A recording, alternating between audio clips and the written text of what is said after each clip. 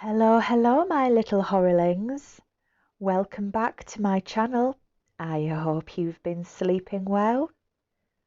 Don't forget to subscribe and hit the notification bell to keep any demons at bay while you sit back, relax, and enjoy some more nightmare-inducing stories with me, Nightmare Mama.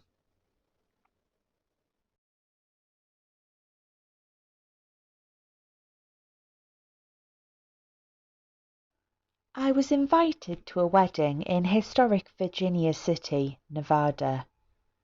This is an old silver mining town that became famous for the Comstock Lode in the 1850s, and if you haven't been and like things that go bump in the night, I highly recommend it. I had to arrange for a hotel to stay in overnight, as Virginia City is tucked pretty far back into the foothills and is a fairly dangerous drive during the day, let alone at night. Most of the guests were staying in the same hotel, Silverland Inn and Suites, so I too got a room there. It was a beautiful suite that was clean, large, and well lit to prepare for the wedding. I soon left the hotel, attended the wedding, somehow survived the drama-filled reception, and headed back to my room for the evening. Due to the reception turning more so into an episode of Days of Our Lives, with a hint of Jersey Shore, I only had the one glass of champagne to toast the bride and groom before calling it a night, aka I was disappointingly super sober. Knowing that Virginia City had a reputation for its paranormal activity and hauntings, I was most definitely planning on being slightly more intoxicated prior to retiring for the night, just in case. However, the hotel I was at is fairly new, and once I got back to my room and unwound from all the chaos, any type of fear or anxiety were the furthest things from my mind. I was completely exhausted from all the dramatics. I changed into my cozy pajamas and hit the hay. Nothing could have prepared me for what happened next. I remember having an extremely vivid dream with a fairly handsome young man dressed in period clothing and a moustache walking with me on his arm. I was also dressed in period clothing. I remember feeling at ease and safe with this person and walking along the wooden boardwalk in my heeled boots, past different shops, saloons, and people of a different era, yet it felt normal and comfortable. For some reason, I knew him and he knew me. It was the strangest thing. It almost felt like a memory more than a dream. It was actually a lovely dream until I started to wake up. I started to realize that I was dreaming and sleeping and felt cold. I struggled while still half asleep with my eyes closed, trying to warm up to return to this lovely state of sleep I was previously in. My efforts were all for nothing, and I started to wake up because I could not get warm for the life of me. As I slowly opened my eyes and regained focus, I was shocked and mortified to wake up to the face of a man staring down at me as I slept, the same man from my dream. Paralysed with fear, I turned my head to check the bedside clock to make sure I was really awake and not hallucinating. The clock read 5 a.m. on the dot, and the sun was barely making its appearance for the day, peeking a bright orange glow through the hotel curtains. I turned my head again, only to realise he was still there, standing next to my bedside, gazing down at me, fixated. As I lay there, paralysed in fear, staring back at his pale, expressionless face, a single tear rolled down my cheek before I threw the covers over my head and let out a terrified scream. "Please go away!"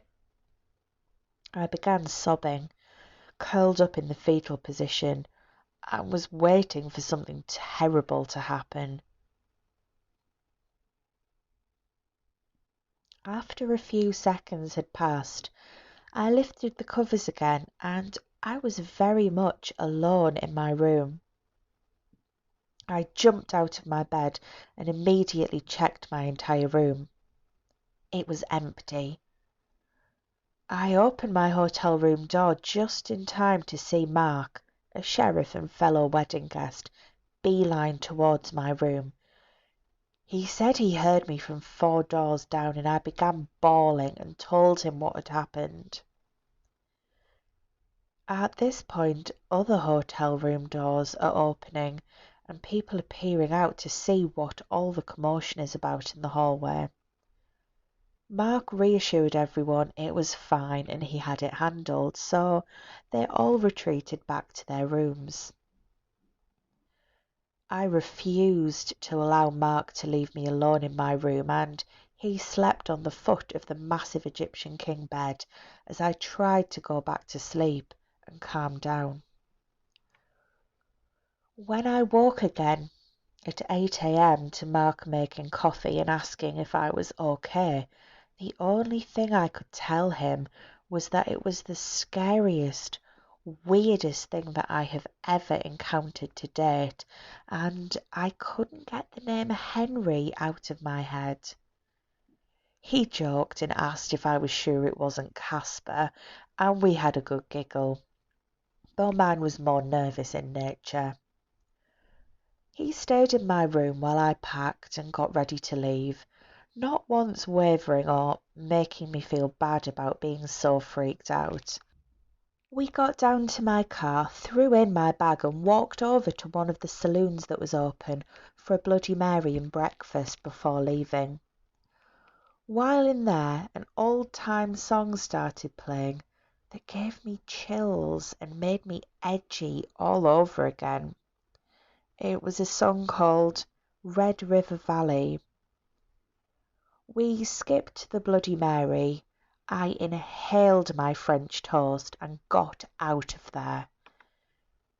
Maybe someday, if I get brave enough, I will look into that name and see what I find.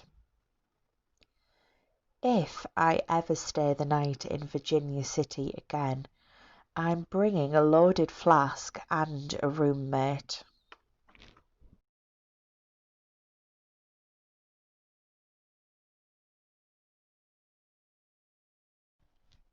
I was 10 years old when this happened to me, but I still remember it clearly.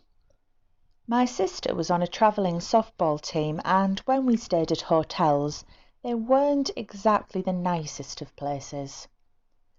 We had to go to Santa Cruz, California for a game, and we were to stay at this hotel called the Brookdale Lodge. When we drove up and took one look at the place, I immediately said aloud, "I'm sleeping in the car." I've always had intuition when it comes to the paranormal, especially as a child, but it really kicked in when I saw the hotel. It just didn't feel right. I should probably give some background on the hotel before I get into my experience. The place was built in the late 1800s, and what was most interesting about it was the fact that a natural stream was flowing through the middle of it. Fast forward to the 1920s and 1940s, the hotel was popping. It became one of the most popular resorts in California that hosted Hollywood stars and important people. I remember hearing that Marilyn Monroe and other famous stars at the time would stay there and have a smashing time listening to the swing bands that played. The owners switched in the 1950s and everything seemed to go downhill from there. The Brookdale Lodge became the in place for gangsters, and apparently those gangsters buried people under the floorboards. The owner's niece, who was only 6 at the time, fell to her death in the natural creek, and a teenage girl had drowned in the pool, which was above a room called the Mermaid Room. That room is important to my encounter.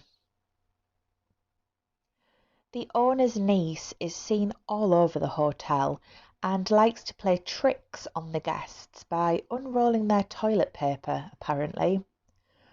There has been sightings of other apparitions, along with noises of clinking glasses and music like people were at a party. Multiple other things have been reported as well. I didn't know this place was haunted, but my mum did, and she regretted to inform anyone because she didn't want to scare us.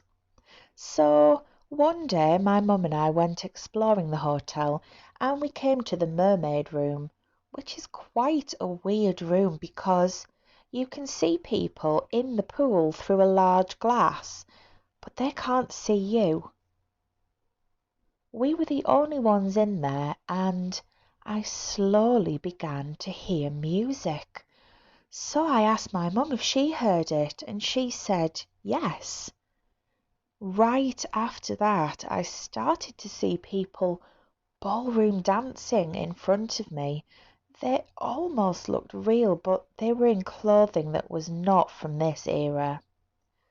I asked my mum if she saw them, and again she replied yes. We ran out of there so fast and did not turn back. I later found out that the Mermaid Room used to be a ballroom and that others have seen people dancing as well as hearing the music. I would love to go back and see that place, even if it is just a haunted old dump. Thank you for listening, my lovely horrorlings. I hope that you enjoyed tonight's stories and that they won't cause you too much trouble getting off to sleep. Remember to subscribe and hit the notification bell to find out first about more videos just like this one. Sweet dreams!